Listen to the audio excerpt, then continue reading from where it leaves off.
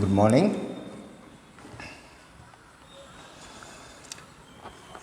हम लोग दो बैलों की कथा पढ़ रहे थे। प्रेमचंद जी की लिखी हुई कहानी है।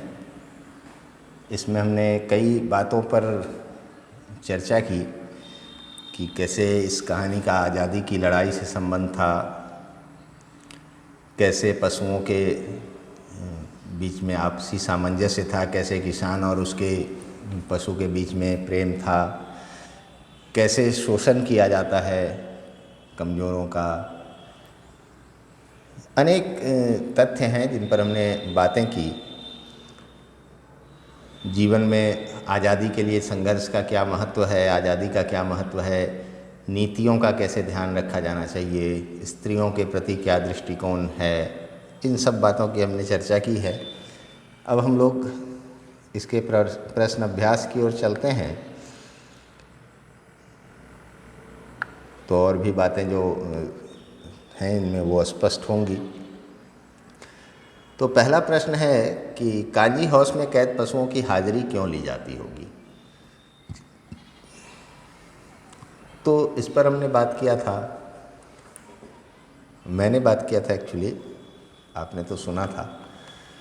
तो हम लोग कह सकते हैं इस बारे में कि जो कांजी हाउस की व्यवस्था थी उसमें पशुओं को, ऐसे पशुओं को रखा जाता था जो कहीं फसल का नुकसान कर रहे हों या जिनका मालिक उसके पास नहीं हो, आवारा घूम रहा हो पशु, तो उसको कोई पकड़ के पहुंचा देता था कांजी हाउस में। तो यहाँ जो मामला था वो ये था कि ये लोग मटर के खेत में चर रहे थे दोनों बैल, तो वहाँ से उस खेत के मालिक ने इनको कांजी हाउस में पहुँचा दिया।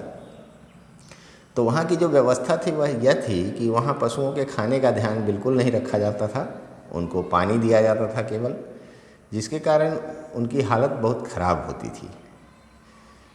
वो कमज़ोर हो जाते थे, तो कई बार मर भी जाते होंगे पशु। तो हाजिरी लेने का मुख्य उद्देश्य मेरे हिसाब से यही रहा होगा कि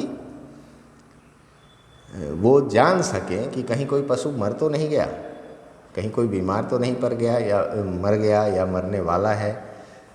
यह देखने के लिए प्रतिदिन उनकी हाजिरी ली जाती थी, क्योंकि भागने वगैरह का तो कोई वहाँ से उपाय था नहीं। काजी हाउस चलाने वालों के अनुसार उन्होंने ऐसी व्यवस्था रखी थी कि वहाँ से पशु भाग नहीं सकते थे। तो हाजिरी लेने का मुख्य कारण जो रहा होगा वो यही रहा होगा कि कहीं कोई पशु मर तो नहीं गया है। दूसरा प्रश्न है, छोटी बच्ची को बैलों के प्रति प्रेम क्यों उमड़ आया। इस पर भी चर्चा की थी मैंने कि जो छोटी बच्ची थी वह गया के भाई भैरव की बेटी थी और उसकी माँ की मृत्यु हो चुकी थी, तो उसके पिता ने दूसरा विवाह कर लिया था। तो जो सौतेली माँ थी वो उसको बहुत प्रताड़ित करती थी, उससे खूब काम करवाती थी, खाना वगैरह कम देती थी, मार पिटाई भी करती थी।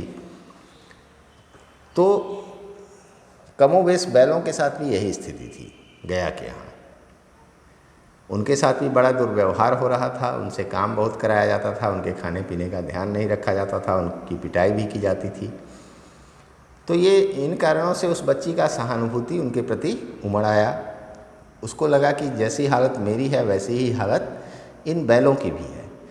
तो एक तरह की स्थिति में दो लोग जब होते हैं तो उनके बीच एक आत्मीयता हो जाती है। तो यही कारण रहा होगा कि छोटी बच्ची का प्रेम उन बैलों के प्रति उमड़ आया और उसने उनको रोटी खिलाया या फिर उनको भागने में मदद की। तो मुख्य कारण यही हम कह सकते हैं कि छोटी बच्ची की जो अवस्था थी, जो स्थिति थी, बैलों की स्थिति भी लगभग वैसी ही थी। यही कारण था कि उसका प्रेम उन बैलों के प्रति उमड़ आया। अगला प्रश्न है, बैलों के माध्यम से कौन कौन से नीति विषयक मूल्य उभर कर सामने आए हैं।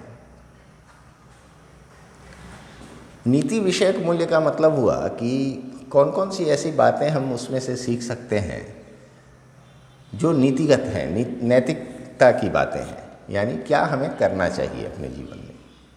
ऐसी कौन सी बातें हैं उसमें जो बैलों के माध्यम से उभर कर सामने आई हैं। तो उसमें एक तो है कि सच्चे मित्र की परिभाषा हम सीखते हैं कि सच्चा मित्र वही होता है जो विपत्ति के समय अपने मित्र की सहायता करे, उसको छोड़कर नहीं भागे।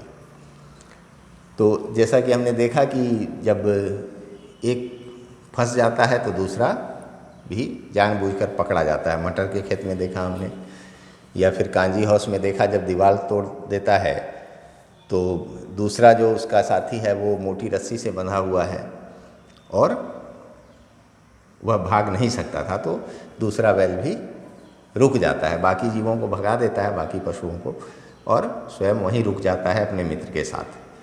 तो इससे हमें यह सीख मिलती है कि विपत्ति में अपने मित्र के साथ हमेशा खड़े रहना चाहिए, तभी हम सच्चे मित्र माने जाएंगे। तो एक नीति विषयक मूल्य यह है कि विपत्ति में अपने मित्र की हमेशा सहायता करनी चाहिए। दूसरी बात एकता की है। आपने देखा कि जब भी या गया के यहाँ जाने के समय हो या वहाँ से भागने की बात हो, दोनों बैलों के बीच एक अद्भुत एकता थी। उन्होंने एकता का परिचय दिया और दोनों ने मिलकर किया जो भी किया। उसके बाद जब मटर के खेत के पास सांड से उनकी लड़ाई हुई, तब भी दोनों ने मिलकर उसको हराया। तो ये एकता की बात थी जिसने उनको विजय दिलाई। साथ ही वहाँ पर जब सांड गिर जाता है तो दोनों बैल उसको मारते इसलिए नहीं हैं क्योंकि उनके अनुसार गिरे हुए शत्रु पर, शत्रु अगर परास्त हो जाए, असहाय हो जाए, तो उस पर प्रहार नहीं करना चाहिए। यह भी एक नीति विषयक बात है। एक और प्रसंग है जिसमें वो छोटी बच्ची की जो माँ है वो छोटी बच्ची को बहुत प्रताड़ित करती है। तो दोनों बैलों में से एक कहता है कि इसको सींग पर उठाकर फेंक देते हैं, ये बहुत परेशान करती है इसको। तो दूसरा समझाता है कि नहीं, औरत जात पर सींग चलाना मना है, यानी औरतों पर हाथ नहीं उठा सकते हैं, उनका हमें सम्मान करना चाहिए, चाहे वह कैसी भी औरत हो। यह एक बात है। इसके अलावा दूसरों की सहायता हमेशा करनी चाहिए। जैसा कि हमने कांजी हाउस में देखा कि जब दीवार टूट गई और ये बैल नहीं भाग सकते थे तो इन्होंने अपने बाकी जीवों को, साथ में रहने वाले बाकी जीवों को वहाँ से भगा दिया और उनकी मदद की, क्योंकि वो जीव दीवार नहीं तोड़ सकते थे। तो उनको इन्होंने भागने में मदद की, उनकी जान बचाई। तो हमेशा दूसरों की सहायता करनी चाहिए, खास करके अपने से कमज़ोरों की सहायता करनी चाहिए। इस तरह की एक बात और थी, जो जब छोटी बच्ची इनकी मदद कर रही है भागने में, तो ये दोनों वहाँ से नहीं भागना चाहते हैं क्योंकि उसको मार पड़ेगी, छोटी बच्ची को। इनको यह चिंता थी, ये सिर्फ अपने बारे में नहीं सोच रहे थे, उसके बारे में भी सोच रहे थे। तो यहाँ हम यह सीखते हैं कि सिर्फ अपने स्वार्थ के बारे में नहीं सोचना चाहिए, इसका दूसरों पर क्या असर पड़ेगा यह भी देखना चाहिए। और जो बात है इसमें नीति विषयक, वो यह है कि आज़ादी सबसे मूल्यवान चीज़ है। हमें अपने अधिकारों की रक्षा के लिए हमेशा लड़ना चाहिए, हमेशा संघर्ष करना चाहिए। गुलामी का जीवन जीना एक बुरी चीज़ है, तो हमें आज़ादी के लिए संघर्षशील रहना चाहिए, हमेशा प्रयास करना चाहिए और कभी निराश नहीं होना चाहिए। इसके लिए चाहे जो भी कष्ट सहने पड़े, हमें लगातार प्रयास करते रहना चाहिए, तो अंततः एक दिन हमें ज़रूर सफलता मिलती है। तो निराशा नहीं हो और हम लगातार संघर्ष करें, सतत संघर्षशील रहें, यह भी इससे हमें सीख मिलती है। तो इस तरह की कई सारी नीति विषयक बातें हैं, कई सारे नीति विषयक मूल्य हैं जो उभर कर आए हैं बैलों के माध्यम से। चौथा प्रश्न है, प्रस्तुत कहानी में प्रेमचंद ने गधे की किन स्वभावगत विशेषताओं के आधार पर उसके प्रति रूढ़ अर्थ मूर्ख का प्रयोग न कर किसी नए अर्थ की ओर संकेत किया है। इसका मतलब हुआ कि इस पाठ में गधे की ऐसी किन विशेषताओं के बारे में बताया गया है जिसके कारण लेखक उसको मूर्ख नहीं मानते हैं। मूर्ख जो कि गधे का एक पर्यायवाची शब्द ही है, जब हमें किसी को मूर्ख कहना होता है तो हम लोग उसको गधा कह देते हैं। तो लेखक ने इससे अलग हट करके सोचा है कि गधे में कुछ विशेषताएं हैं जो मूर्खों में नहीं होते। वो विशेषताएं तो उच्च कोटि के ऋषि मुनियों में होते हैं, तपस्वियों में होते हैं। वो विशेषताएं क्या थी ये बताना है। तो वो विशेषताएं हैं कि गधा बेहद सहनशील होता है, उसमें धैर्य बहुत होता है। वह किसी भी प्रकार के कष्ट से बेचैन नहीं होता है, व्याकुल नहीं होता है, वह उसको बर्दाश्त करता है और वह सीधा होता है। इसके अलावा उसमें संतोष भरा होता है। आप किसी भी स्थिति में गधे को क्रोधित होता हुआ नहीं देखेंगे, हमेशा संतुष्ट रहता है, जो भी उसको मिलता है वही खाकर वो संतुष्ट रहता है, किसी तरह की प्रतिक्रिया नहीं देता है, अर्थात वह एक संतोषी जीव है। वह धैर्यवान है, संतोषी है, सीधा है, वह क्रोध नहीं करता और हर स्थिति में एक जैसा ही रहता है। चाहे उसको कितना भी बोझ लाद दिया जाए उस पर, वह उसको ढोता है बिना किसी तरह की प्रतिक्रिया दिए हुए, बिना किसी तरह का असंतोष जताए हुए। जो खाने के लिए मिलता है वो खा लेता है चुपचाप। तो ये ऐसे गुण हैं जो उच्च कोटि के ऋषि मुनियों में होते हैं, जो तपस्वी होते हैं उनमें होते हैं, संतोष और धैर्य की भावना। तो इन विशेषताओं के कारण लेखक ने गधे का जो परंपरागत अर्थ मूर्ख है उससे अलग अर्थ की ओर संकेत किया, यानी उसकी तुलना ऋषि मुनियों से की है। 5वां प्रश्न है, किन घटनाओं से पता चलता है कि हीरा और मोती में गहरी दोस्ती थी?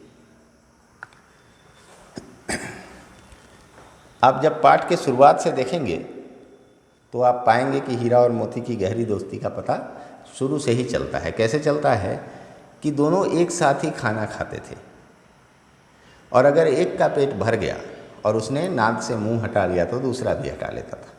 यानी उनमें आपसी समझदारी बहुत ज़्यादा थी और दोनों एक दूसरे के अनुसार काम करते थे, सिर्फ अपने बारे में बिल्कुल नहीं सोचते थे, दूसरे के हिसाब से पहला अपना स्वभाव रखता था या अपना व्यवहार रखता था।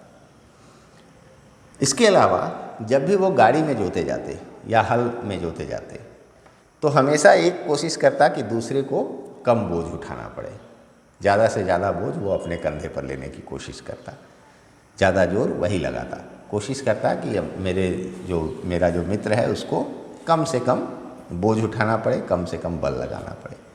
तो ये गहरी मित्रता का परिचायक है। इसके अलावा जब वो मुसीबत में पड़े, जैसे कि गया के यहाँ मुसीबत में थे तो दोनों साथ साथ एक तरह से ही रह रहे थे, वहाँ से जब भागने की बात हुई तो दोनों मिलकर भागे। जब मटर के खेत में फंस गया एक तो दूसरा इसलिए नहीं भागा क्योंकि वह विपत्ति में अपने मित्र का साथ नहीं छोड़ना चाहता था। तो ये गहरी मित्रता का परिचायक है। सच्चे मित्र की पहचान ही यही है कि वो विपत्ति में अपने मित्र के साथ रहे। दूसरी बार जब कांजी हाउस में वो भागने की बात आई दीवार तोड़कर, तो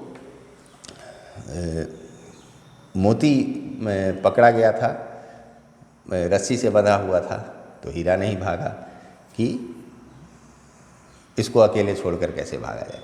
तो ये सच्चे मित्र की पहचान है कि विपत्ति में कभी भी अपने मित्र को नहीं छोड़ता है। तो इससे भी पता चलता है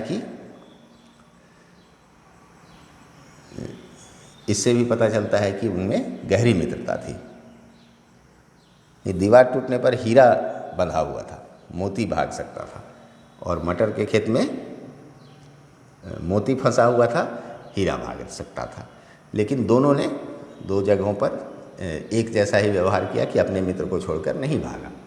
तो इन बातों से पता चलता है कि उनमें गहरी मित्रता थी, सच्ची मित्रता थी। अगला प्रश्न है, लेकिन औरत जात पर सींग चलाना मना है, यह भूले जाते हो? हीरा के इस कथन के माध्यम से स्त्री के प्रति प्रेमचंद का दृष्टिकोण स्पष्ट कीजिए। प्रेमचंद का दृष्टिकोण स्पष्ट था कि स्त्री चाहे जैसी भी हो, उसको शारीरिक दंड नहीं दिया जाना चाहिए, उसके साथ सहानुभूति रखी जानी चाहिए, उसका सम्मान किया जाना चाहिए। ये प्रेमचंद का दृष्टिकोण इससे पता चलता है। कैसे कि उनका यह मानना था कि स्त्रियों के प्रति ऐसे ही बहुत सारा अत्याचार होता है, अन्याय होता है स्त्रियों पर। जो समाज में उनकी स्थिति हुआ करती थी, वह काम धाम करना है, स्त्री को घर में रहना है, पर्दे में रहना है और बाकी सुविधाओं से वंचित रहती थी वो।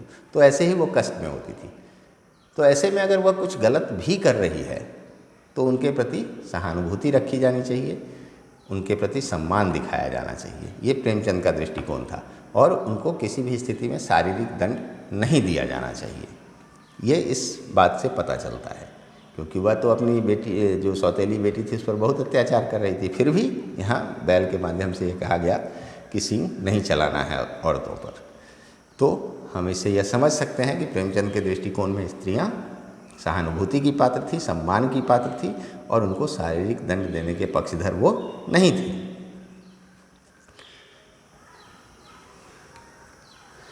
अगला प्रश्न है, किसान जीवन वाले समाज में पशु और मनुष्य के आपसी संबंधों को कहानी में किस तरह व्यक्त किया गया है? किसान जीवन वाले समाज में, अर्थात ऐसे समाज में जिसमें किसान अस्तित्व में हैं, किसान हैं, उनके पास पहले, अभी तो ट्रैक्टर वगैरह का ज़माना है, मशीनों का ज़माना है, पहले पशु ही किसान की पहचान होते थे, या पशु ही उनके साधन थे जिसके माध्यम से वे खेती कर पाते थे। तो ऐसे समाज में किसान और पशुओं के संबंध को किस तरह से दिखाया? तो इसमें दो तरह से दिखाया गया है।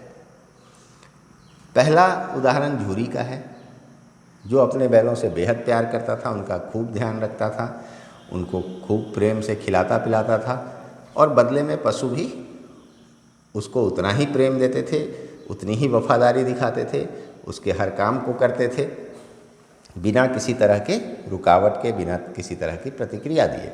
वो खूब मन से उसके लिए काम करते थे, और वह भी उतने ही मन से उनका ध्यान रखता था, एक परिवार के सदस्य की तरह। तो ये एक संबंध दिखाया गया झूरी और उसके बैलों के प्रति। दूसरा संबंध दिखाया गया गया और बैलों के प्रति। गया भी एक किसान था, लेकिन वह एक स्वार्थी किसान था। वह पशुओं से ज़्यादा काम लेना चाहता था, बिना उनकी सेवा किए, बिना उनका ध्यान रखे। उसके लिए पशु एक साधन मात्र थे, जिससे सिर्फ काम लेना था, वो मशीन की तरह काम लेना चाहता था।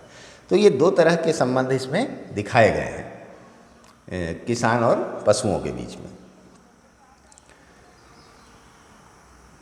तो उसमें हम निष्कर्ष ये निकाल सकते हैं कि अगर हम पशुओं को अपने परिवार के सदस्य, किसान अगर पशुओं को परिवार के सदस्य की तरह रखता था, तो पशु भी उससे उतना ही प्रेम करते थे। इसका उदाहरण था कि दो बार वो वापस आए, एक बार भाग कर आए, फिर दोबारा जब काजी हाउस से वो नीलाम होकर जा रहे थे, तब भी उन्होंने अपना घर पहचाना और वहाँ जाकर खड़े हो गए। जबकि गया के यहाँ भी उनको काम ही करना था, लेकिन वहाँ से वो भागना चाहते थे और यहाँ आना चाहते थे। तो ये संबंध दोनों दो तरह का संबंध था। तो प्रेम के बदले प्रेम ही मिलता है, ये पता चलता है। तो किसान और उसके पशु के बीच में बेहद प्रेम दिखाया गया है। गया एक अलग तरह का कैरेक्टर था उसमें, लेकिन जो मुख्य व्यक्ति है इसमें झूरी, उसके और पशुओं के संबंध को जो दिखाया गया है, उसकी बात हम लोग कर सकते हैं इसमें। और यह भी कह सकते हैं कि पशु भी जैसा उनके साथ व्यवहार होता है, उसी तरह की प्रतिक्रिया वो देते हैं किसान के साथ। अगला प्रश्न है, इतना तो हो ही गया कि 9-10 प्राणियों की जान बच गई, वे सब तो आशीर्वाद देंगे। मोती के इस कथन के आलोक में उसकी विशेषता बताइए। ये जो बात है ये वहाँ कही गई जब काजी हाउस में दीवार तोड़ दिया मोती ने, और हीरा मोटी रस्सी से बंधा हुआ था, तो वो भाग नहीं सकता था। तो हुआ कि बाकी के पशु तो भाग गए, हम लोग अब मार खाएंगे। तो वहाँ पर मोती कहता है कि इतना तो हो ही गया कि 9-10 प्राणियों की जान बच गई, वे सब तो आशीर्वाद देंगे। तो इससे उसकी एक यह विशेषता पता चलती है कि वह आशावादी था, उसके मन में निराशा नहीं थी, असफलता से भी वह निराश नहीं हुआ। उसने उसमें भी एक आशा की किरण ढूंढ ली कि किसी का तो भला हुआ, मेरा नहीं हो पाया, हम दोनों का नहीं हो पाया, लेकिन किसी का तो हुआ, वो तो कम से कम सुखी जीवन जी लेंगे। दूसरी बात, उसके मन में परोपकार की भावना थी। उसने उतना मेहनत किया, वो तब भी जानता था कि इतनी मोटी रस्सी नहीं टूटेगी, लेकिन फिर भी उसने दीवार तोड़ा और उनको धक्का दे देकर भगाया पशुओं को। तो इससे यह पता चलता है कि उसकी विशेषता थी कि वह परोपकारी था, वह अपने से कमज़ोरों की सहायता करना चाहता था। वह सिर्फ अपने बारे में नहीं सोचता था, वह स्वार्थी नहीं था, उसके मन में दूसरों के लिए परोपकार की भावना थी, वह सहायता करना चाहता था लोगों की, अपने से कमज़ोरों की खास करके। तो ये विशेषताएं पता चलती है। अब आशय स्पष्ट करना है। पहला है, अवश्य ही उनमें ऐसी कोई गुप्त शक्ति थी जिससे जीवों में श्रेष्ठता का दावा करने वाला मनुष्य वंचित है। यहाँ बात दो बैलों की हो रही है, कि उनकी आपसी जो समझ थी, उनका जो आपसी सामंजस्य था, या जो नीतिगत बातें वो जानते थे, या जो उनका व्यवहार नैतिक व्यवहार था कि स्त्री पर सींग नहीं चलाना है, गिरे हुए शत्रु पर प्रहार नहीं करना है, मित्र को छोड़कर नहीं भागना है, चाहे मुसीबत कितनी भी बड़ी हो।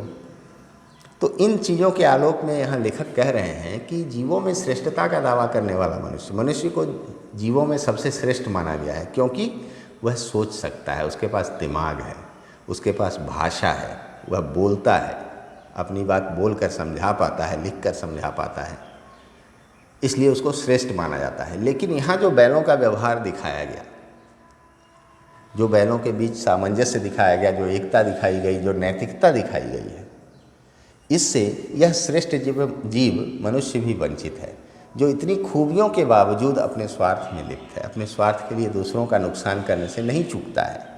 छोटे से छोटे स्वार्थ के लिए वह किसी का बड़े से बड़ा नुकसान होने देता है, तो वह इन खूबियों से वंचित है। जबकि उसके पास तमाम साधन है, उसके पास दिमाग है सोचने के लिए, उसके पास बोलने के लिए भाषा है, बोलने का माध्यम, समझाने का माध्यम, फिर भी वह इन खूबियों से वंचित है जिससे वो बैल लैस थे, जो उन बैलों के पास थी।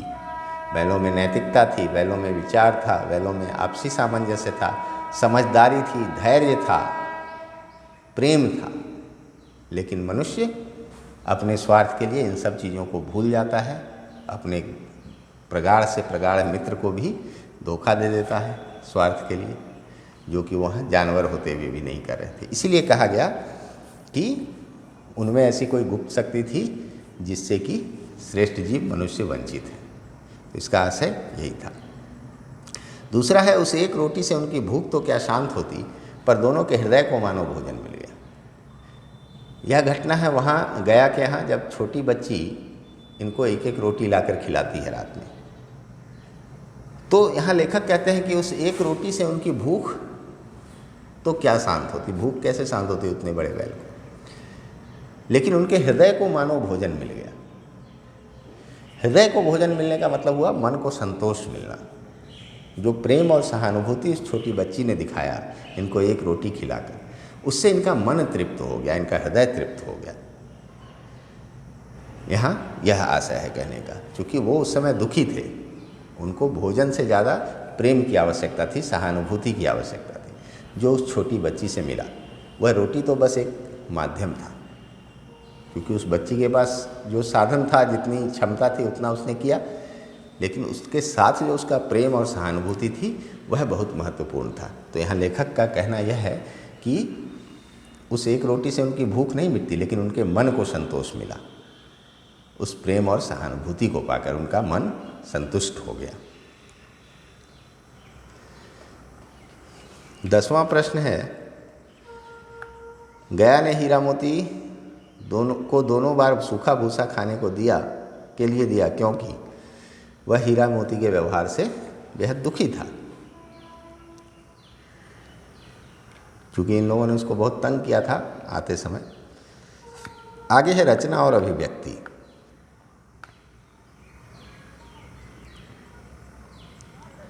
हीरा और मोती ने शोषण के खिलाफ आवाज़ उठाई, लेकिन उसके लिए प्रताड़ना भी सही। हीरा मोती की इस प्रतिक्रिया पर तर्क सहित अपने विचार प्रकट करें। शोषण के खिलाफ आवाज़ उठाया और कष्ट भी सहा, तो लोग कह सकते हैं कि चुपचाप कष्ट सह लेता, नहीं करता कुछ तो उसको उतना कष्ट नहीं सहना पड़ता। लेकिन हम जब अपना विचार रखेंगे तो मेरे विचार से यह बिल्कुल सही था, क्योंकि वह जीवन कोई जीवन नहीं है जिसमें हम चुपचाप कष्ट सहते रहें, शोषण को सहते रहें, अपने अधिकार को गंवाते रहें, आज़ादी को भूल जाएं, गुलामी की ज़िंदगी बिताएं। तो ऐसा जीना कोई जीना नहीं हुआ। सही जीवन वही है जिसमें हम आज़ादी की सांस ले सकें, अपने अधिकारों की रक्षा कर सकें। इसके लिए हमें हमेशा संघर्ष करना चाहिए, हमेशा आवाज़ उठानी चाहिए इसके विरोध में, नहीं तो यह शोषण बढ़ता ही जाएगा, यह अन्याय बढ़ता ही जाएगा। अगर आज आप एक अन्याय चुपचाप सह लेते हैं तो अन्याय करने वाला सोचेगा कि इससे कुछ ज़्यादा करके देखा जाए, क्योंकि वह अन्यायी है, तभी तो उसने पहला अन्याय किया, तो उसका मन बढ़ेगा और वह उससे और बड़ा अन्याय करने की कोशिश करेगा। इसलिए शुरुआत में ही उसके विरोध में आवाज़ उठाने की ज़रूरत होती है। अगर आवाज़ नहीं उठाई जाए तो अन्यायी का मन बढ़ता जाता है, उसका अन्याय बढ़ता चला जाता है और वह विध्वंसक रूप ले सकता है। इसलिए हीरा और मोती ने कष्ट भले ही सहा, लेकिन वो लगातार संघर्षरत रहे अपने अधिकारों के लिए, अपनी आज़ादी के लिए। यह एक अच्छी बात थी। तभी अंत में उन्हें सफलता मिली, भले जो भी कष्ट सहना पड़ा। लेकिन जब सफलता मिली उसके बाद का उनका जीवन सुखी रहा होगा। तो इसलिए हमें हमेशा अपने अधिकारों के लिए लड़ना चाहिए, अन्याय के खिलाफ आवाज़ जरूर उठाना चाहिए। क्या आपको लगता है कि यह कहानी आज़ादी की ओर भी संकेत करती है? इस पर मैंने चर्चा किया था कि पूरी कहानी ही आज़ादी की कहानी है।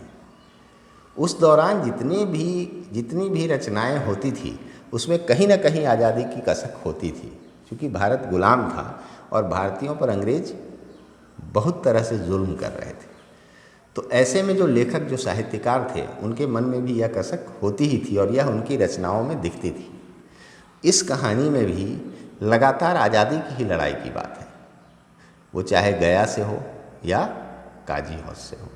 गया के यहाँ जो प्रताड़ना दिया गया उनको, उसको हम मान सकते हैं कि गया को अंग्रेज़ों का रूप मान लीजिए और बैलों को भारतीयों के प्रतिनिधि के रूप में मानिए कि वैसे ही अंग्रेज भारतीयों से काम करवाते थे और उनको बदले में कुछ नहीं देते थे या बहुत कम देते थे, इतना ही देते थे कि ये जिंदा रहें।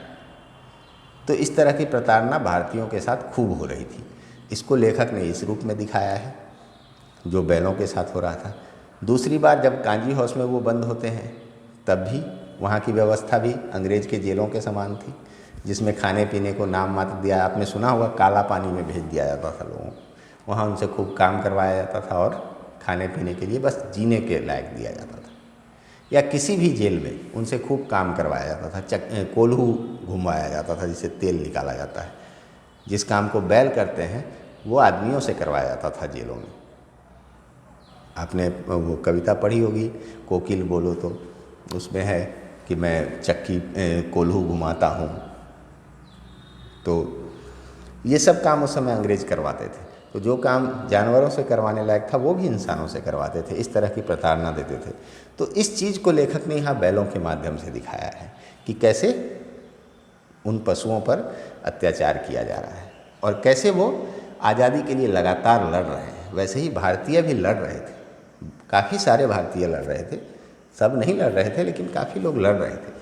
तो इस चीज़ को, इस विद्रोह को, इस प्रतिक्रिया को बैलों के माध्यम से लेखक ने दिखाने का प्रयास किया है। तो हम कह सकते हैं कि यह कहानी आज़ादी की कहानी की ओर पूरी तरह संकेत करती है, बल्कि यह आज़ादी की ही कहानी है जो बैलों के माध्यम से दिखाया गया है। बाकी भाषा अध्ययन वगैरह तो आप लोग कर ही लेंगे। तो इस तरह से प्रश्नोत्तर भी हमने कर लिया इसका। हम 5 पाठ करेंगे इस टर्म के लिए, जिसमें 2 गद्य हो गया, 2 पद्य हो जाएगा और 1 कीर्तिका, और फिर व्याकरण का 2। इतना हम लोग फर्स्ट टर्म के लिए तैयारी करेंगे। अभी मैंने दोबारा शुरू किया है तो फिर ये सब चीज़ें दोबारा करवाऊँगा। तब तक आप भी अभ्यास करिए और खूब मन से करिए। परीक्षा की तैयारी करिए, यूनिट टेस्ट भी शुरू होने वाले हैं तो आप उसके हिसाब से तैयारी करिए। शब्दार्थ जरूर याद करिए सबका, और प्रश्नों को अपने हिसाब से लिखिए, प्रश्नोत्तर बनाइए, पढ़िए बार बार पाठ को। ठीक है, आज इतना ही रखते हैं। तब तक के लिए धन्यवाद।